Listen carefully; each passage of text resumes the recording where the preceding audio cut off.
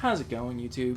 Chris here with Chrono Class Central, and we're talking about purple and the Naruto Boruto expansions. Let's start off with Tayuya.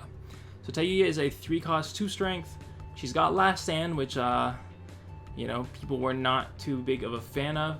Basically means she dies whenever she does anything, or she gets attacked, and she just dies. But she gets 3 strength, which is like kind of okay. But they offset it by saying whenever she's destroyed, you get to choose a battler with 3 costs or less and destroy it. So I was a little iffy on that at first, but I like it because she's a great first turn card. You can play her, and then your opponent can't play any cheap cards because you've got Tayuya and you're ready to just attack with her and kill whatever they play. So it's one of those really nice early game. No, hold up a second. You gotta respect what I've got on the field. And on top of that, her ability in the Guardian stack is destroy something with strength 3 or less, which is really weird, but seeing a strength modifier in purple. But she serves her destruction ability on both sides, and I think a card that's really focused on destroying cheap units like that, that's a thumbs up for me. I quite like it in like a very simple way. All right, so Mitsuki, 4 cost, 4 strength, pretty good stats. When you attack, your other battlers gain recovery. That could get a little absurd, but I suspect that Mitsuki's going to be the target of many a destruction spell. But if he is, you get an EX card when he's destroyed. So not too bad, Mitsuki, kind of getting people to really want to destroy you, and then you get an EX out of it. And then we get ability +1 draw, which is okay. I could live with, the draws are not that great, but it is what it is. Kidomaru, how about him? 4 strength, 5 cost. He's got reinforcements, which gives him a little bit of a, thumbs up, because reinforcements is just really good. But the change on reinforcements is gonna hurt him for sure, and really all the reinforcements cards, because you can only do cost less than, so it has to be a 4 cost for Kidomaru. You couldn't do 5 into 5. But the fact that he gives a unit reinforcements when he dies, I think is pretty strong, because you can do a 4, you could like drop him into a 4 with fast and give that 4 with fast reinforcements, and then swing into the bonus guardian stack, and if it dies, then you can do reinforcements again, and you could kind of chain off, get a little bit of comboing going. So all right, I could see Kidomaru going places, but it's going to require a lot of setup, so that's always a tough one to say. Sakon. Alright, 5 cost, 4 strength. It's kind of like Kidomaru, but when you play it, you get to choose a battler in your discard and get it back to your hand, return it back to your hand, and it's got the time threshold ability. So if you guys don't remember, that means if your opponent is at above that time threshold, when you play this card, like when you summon this card and you play the ability, you get to double it up. So you could get 2 cards from discard back to your hand. That's typically not been a great effect, because you can't. The way that the Chrono Clash works is you typically can't like go through your hand if you have a ton of cards in hand. But with all the discard effects that they're adding to purple, this could see some use. It could see a little bit of a change. So not gonna count out Sakon yet. I think he might fit in somewhere, but we just haven't figured it out yet because we haven't like truly played everything.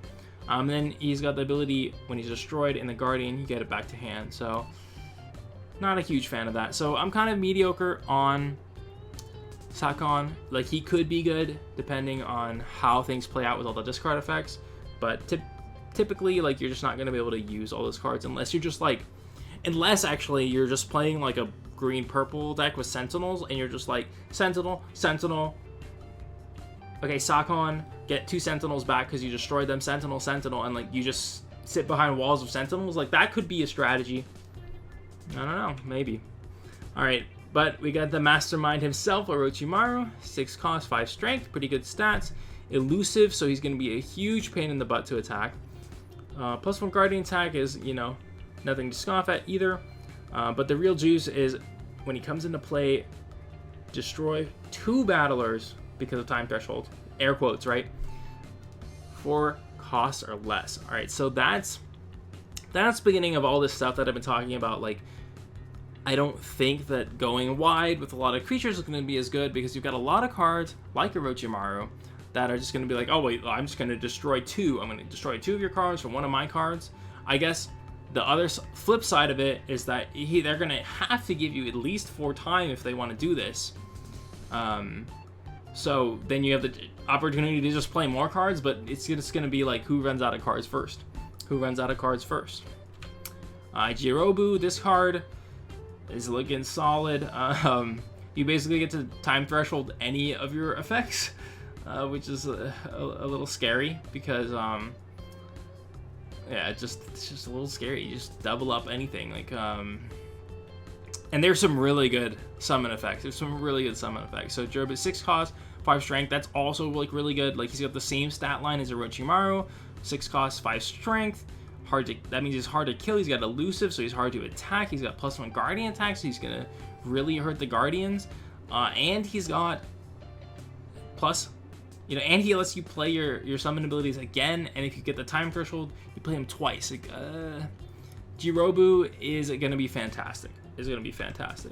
But oh my gosh, Hiruzen Sarutobi purple. I'm so scared of this card. This card just this card is just nuts. Like, I don't know how else to say it. This card is just nuts. 6 cost, 4 strength. Like, stats are like whatever, but when you summon him, you choose a battler in your discard. First, you play its summon effect, and then you add it back to hand, and it's got time threshold. So I haven't like mapped out all the trees in my head for this card of like all the play paths that you could do, but this card is going to be not only, I guarantee this card is going to be a player favorite, just because of how many choices and options it gives, and how many like outplay situations you have with it. But it just scares me. Like, this effect is just so good. It just freaks me out, man. I'm just scared of it. Like, I think it's too good. I think you're gonna have to ban it like immediately. This card freaks me out. So, spoiler alert: this is gonna be my top pick, because this card's just too good. Gosh, I don't know what to say. This card's insane. But we gotta keep going. We got Kimimaru, our favorite bone manipulating boy. 7 cost, 7 strength, awesome stats. He's gonna be really hard to get rid of. He's got +1 guardian attack, and it's gonna go through because it's high strength.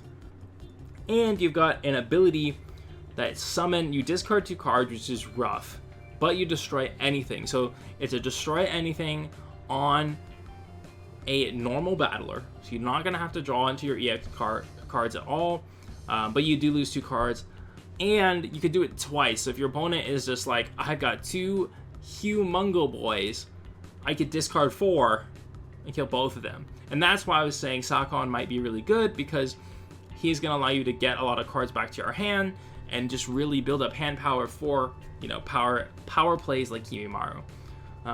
So I think he's going to be good. I think he fits into a lot of decks that I'm playing, that we see right now, especially the red-purple deck. The red-purple aggro deck that I'm really fond of, because that deck doesn't have a great way to get rid of Boruto, and you could just replace cards like Pain that I have in there with Kimimaru to just be like, all right, well, Boruto, I'm gonna get rid of you, and that can really like swing the games back in your favor. So I'm a huge fan of this card, but like, come on, it's not even close. It's not even close. All right, then lastly, we got the action card, the Sasuke Curse Mark.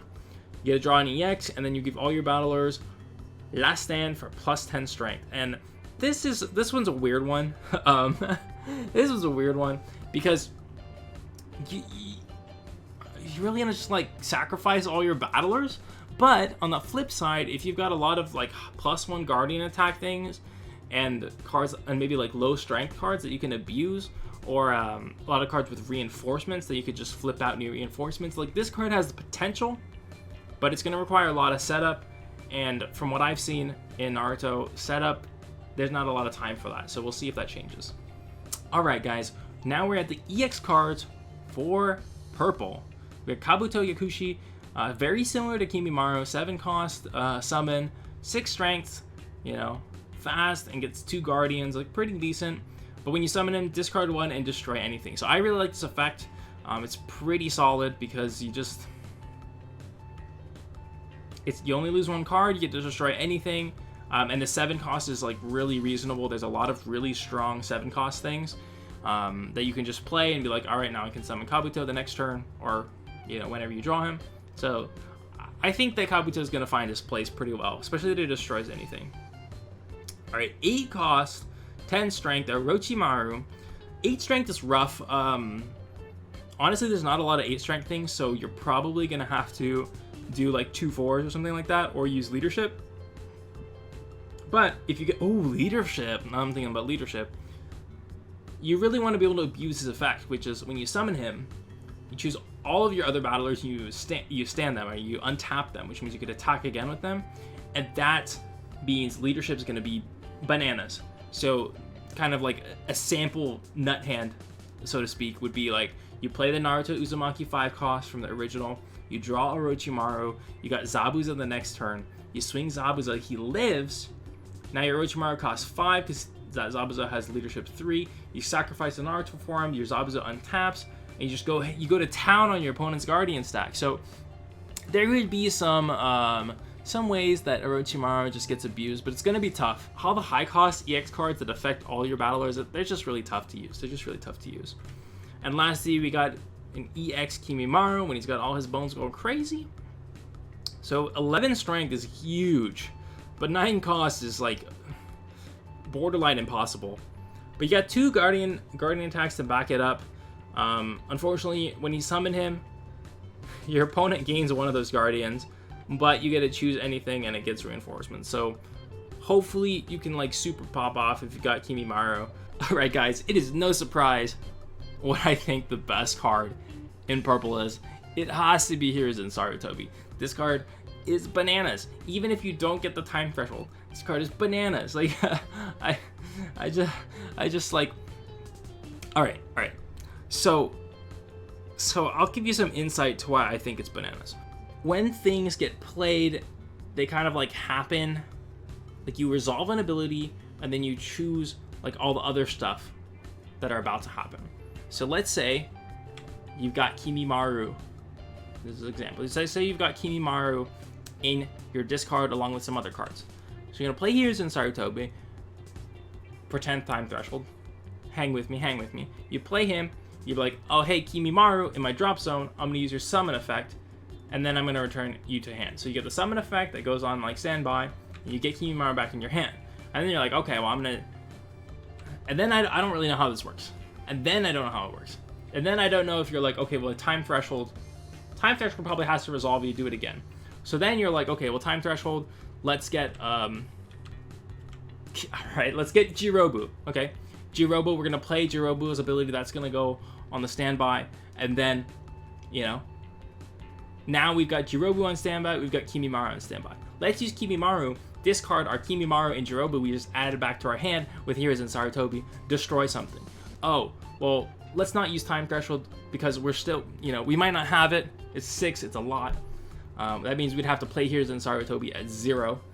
But now we're like, okay, now we got Jirobu. So Jirobu is going to be like, I'm going to use one of your battlers' summon abilities. All right, we're going to use Hiruzen Sarutobi again.